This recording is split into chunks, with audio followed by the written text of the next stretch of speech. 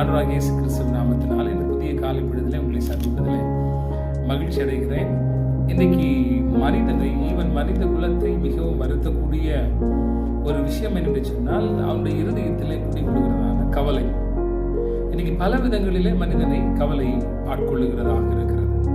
இன்னைக்கு உலகமெங்கும், இந்தியா மாத்திரமல்ல, இல்லை தமிழ்நாடு மாத்திரமல்ல, உலகமெங்கும் மக்களை அதிகமாக பாதித்திருக்கிறது கவலையாக இருக்கிறது.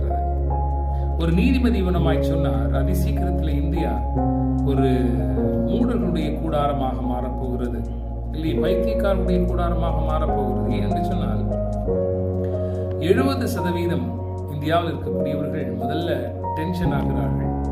டென்ஷன் அதற்கப்புறமாக அது டிப்ரெஷனாக மாறிவிடுகிறது என்று சொல்லுகிறார்.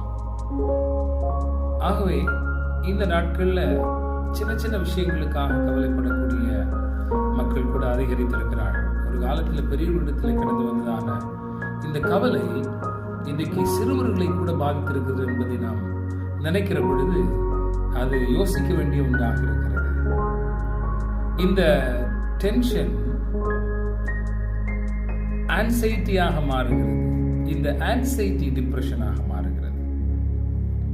ஆகவே வசனத்தில் பைபிளை வனமாய் ஒரு வசனத்தினை வாசிக்க முடியும். நீதிமொழிகள் 12ஆம் அதிகாரம் 25ஆம் வசனம் வனமாய் சொல்லுகிறது, மனுஷனுடைய இருதயத்தில் உள்ள கவலை அதை ஒடுக்கும்.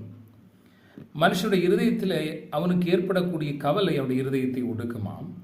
நல் வார்த்தையோ அதை மகிழ்ச்சியாகும் என்று சொல்லி வார்த்தை சொல்லுகிறது. ஒரு நல் வார்த்தை சொல்லிவிட்டோம் என்று சொன்னால் அவனுடைய இருதயத்தில் அவனை ஒடுக்கக்கூடிய அந்த கவலை என்ன செய்து காணாமல் போய்விடும், அவனுக்கு மகிழ்ச்சி உண்டாகும்.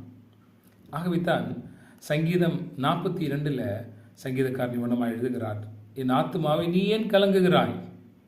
ஒரு வார்த்தை அவன் தன்னுடைய ஆன்மாவை, தன்னுடைய இருதயத்தை தைரியப்படுத்துகிற ஒரு வார்த்தை சொல்லுகிற பொழுது அவருடைய ஆத்துமா, அவருடைய இருதயம் தைரியம் பெறுகிறது.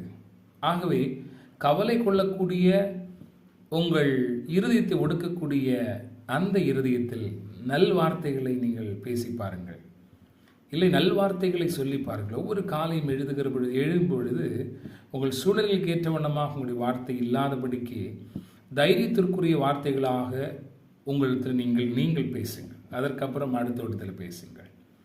அவைகள் கவலை கொள்ளுகிற இருதயத்தை மகிழ்ச்சியாக மாற்றும். அந்த நாள், இந்த நாள் ஆசீர்வாதமாக மகிழ்ச்சிக்குரியதாக இருக்கும். கடவுளை ஆசீர்வதிப்பாராக. God bless you.